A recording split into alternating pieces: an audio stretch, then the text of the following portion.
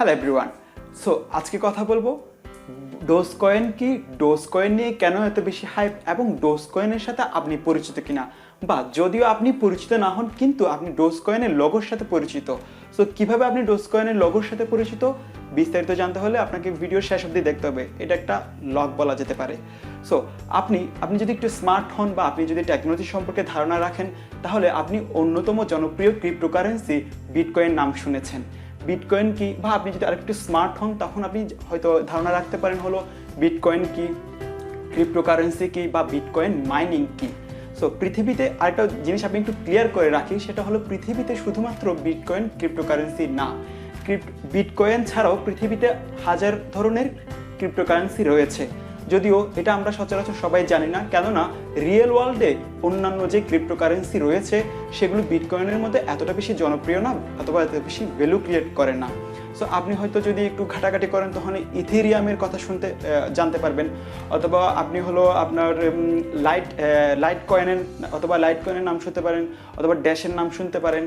So এই যে light coin, dash বা অন্যান্য যেই ক্রিপ্টোকারেন্সি রয়েছে এদেরকে বলা হয় মূলত হচ্ছে অল্টারনেটিভ কয়েন বা অল্টার কয়েন।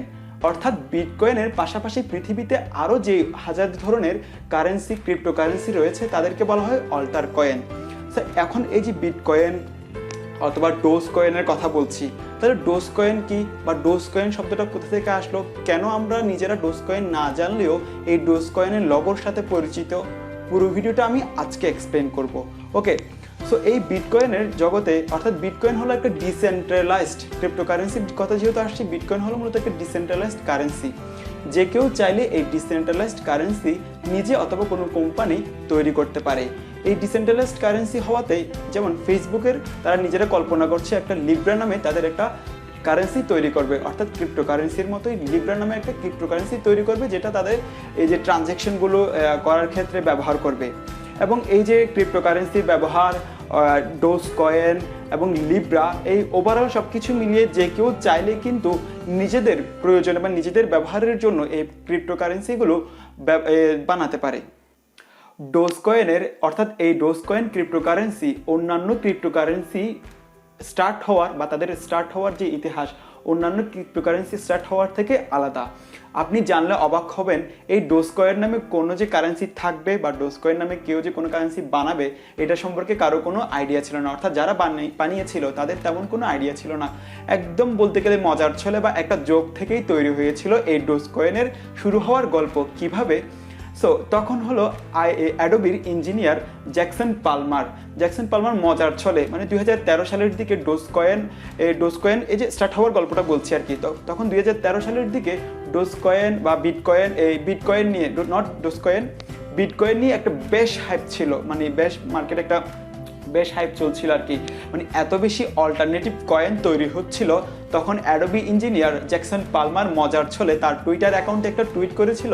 সে একটা আবার তখন আরেকটা বিষয় হলো ওই ডোজ কুকুরের বেশ একটা ট্রেন্ড চলছিল আর কি। তখন বিভিন্ন মিমস ব্যবহার করার ক্ষেত্রে এই ডোজ কুকুরের জাপানি ডোজ কুকুর, অর্থাৎ যে শিবানি ইনু ব্রিডের কুকুরের ছবি ব্যবহার করা হতো। তখন সে তার টুইটারে মজা করে এই শিবানি ইনু দিয়ে একটা ডোজ কয়েন বানানোর মানে পরিকল্পনা শেয়ার করলো তার টুইটারে। এবং পরবর্তীতে তার যে পোস্ট এটা এত বেশি হাইপ তৈরি করেছিল, পরবর্তীতে তারা আসলেই ভাবতে লাগলো হচ্ছে ডোজ কয়েন নামে একটা ক্রিপ্টোকারেন্সি বা কয়েন তারা তৈরি করবে।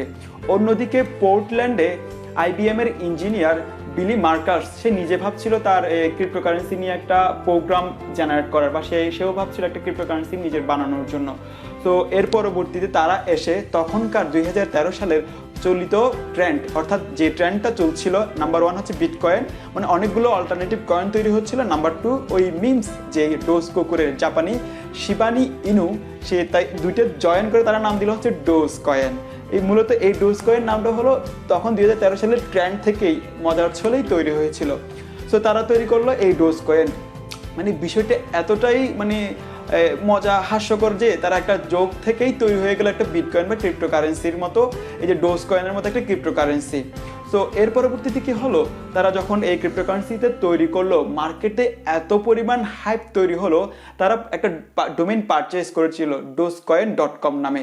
জাস্ট ডোমেইন পারচেজ করার 1 মাসে প্রায় 10 লক্ষ ভিজিটর এই ডোমেইনে ট্রাফিক জানা, মানে অর্থাৎ 10 লক্ষ ভিজিটর তাদের ওয়েবসাইটে মানে ট্রানজ্যাকশন ট্রাফিকটা জেনারেট হয় আর কি। এত বেশি হাইপ তৈরি হয়েছিল তখন। ডোজকয়েন রিলিজ হওয়ার কিছুদিন পর, অর্থাৎ মানে ওরা এতটাই হাইপ তুলেছিল, মূলত এই হাইপ তোলার পেছনে যাদের অবদান তা হলো রেডিট ইউজারদের কারণে। রেডিট ইউজারদের কারণে ডোজকয়েন এতটাই বেশি হাইপ তুলেছিল, 2013 সালে ডোজকয়েনের টোটাল মার্কেট ভ্যালু ছিল $8 মিলিয়ন। এছাড়াও ডোজকয়েন লঞ্চ করার 1 সপ্তাহের মধ্যেই তারা ওই রেডিটে মানে ছোট ছোট টিপস দেওয়ার ক্ষেত্রে এই ডোজকয়েন কারেন্সিটা ব্যবহার করতো। অর্থাৎ কারো কোনো পোস্টে ভালো লেগেছে তখন তারা টিপস হিসেবে এই ডোজকয়েনটা ব্যবহার করতো। ধরেন আমরা যদি বলি, মানে ধরেন যে ফেসবুকে যেরকম স্টার পাঠায়, ঠিক তদ্রুপ ওরকম ডোজকয়েন তারা সেন্ড করতো। ডোজকয়েন সেন্ড করতো কোথায়? রেডিটে।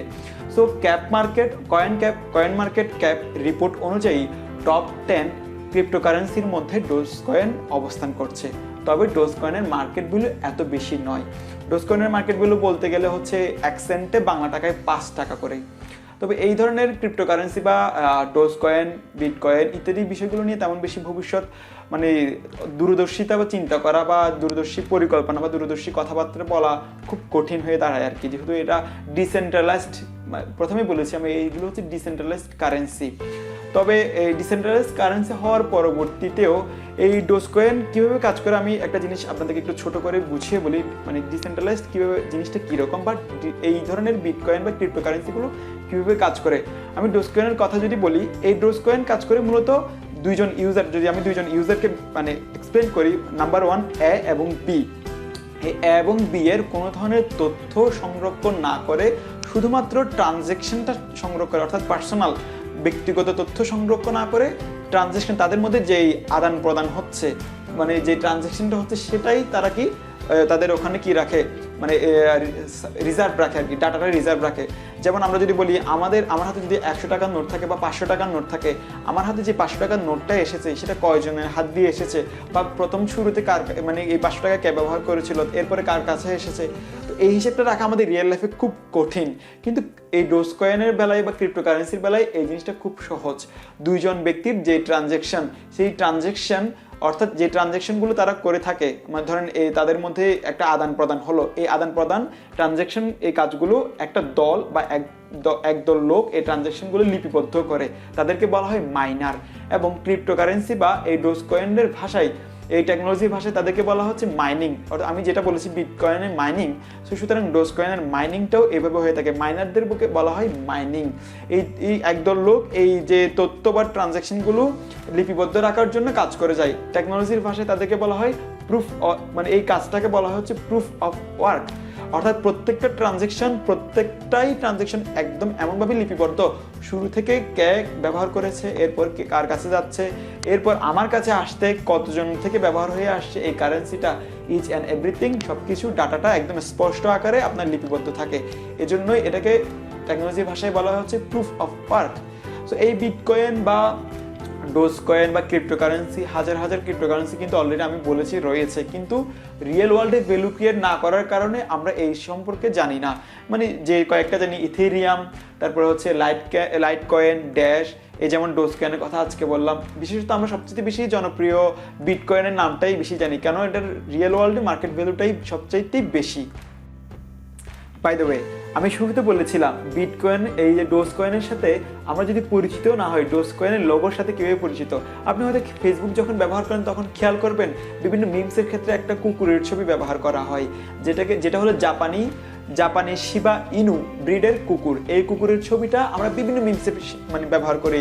ইভেন অনেকগুলো গ্রুপ আছে হয়তো ডগি ফ্যামিলি টাইপের, মানে যেখানে হচ্ছে এই যে কুকুরের ছবিটা দিয়ে বিভিন্ন ধরনের মিমস ভিডিওগুলো বানায়। সো এই ডোজকয়েনের লগোতে যে কুকুরটা ব্যবহার করা হয়েছিল, আমরা যে ফেসবুকে যে মিমসে কুকুরটা ছবি দেখি, এটাই হলো মূলত ডোজকয়েনের যে কুকুরের ছবি, এই যে ডোজ, অর্থাৎ জাপানি শিবানি ইনু ব্রিডের কুকুরের ছবি। এভাবেই আপনি ডোজকয়েনের সাথে পরিচিত না হলেও ডোজকয়েনের লোগোর সাথে পরিচিত।